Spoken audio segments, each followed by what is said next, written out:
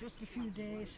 So we are at Foula, which is in the Shetlands. Lindblad Expeditions has never been here before, so that makes it really exciting. It is also a very small community. Our tour guide is the grandmother or great aunt of all of the 5 school children on the island. One of the biggest things I've learned on this trip is that there are people living in every corner of the world. We are visiting islands that are very isolated. Some of these islanders describe where they are as the edge of the world.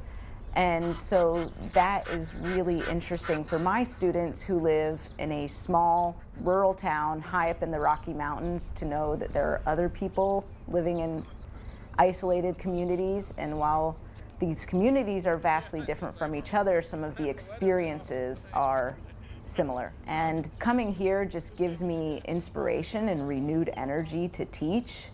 It gives me validation that I'm headed in the right direction and that I'm helping these students become really the generation that we need to help make the earth a better place.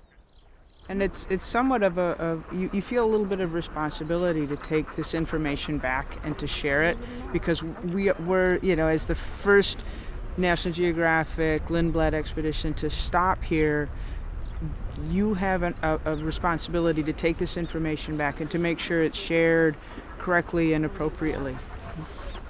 Which means we're also the first Grosvenor teacher fellows to have ever been here before. So we are I hadn't really thought of it that way. Grosvenor teacher fellow pioneers here at Foula.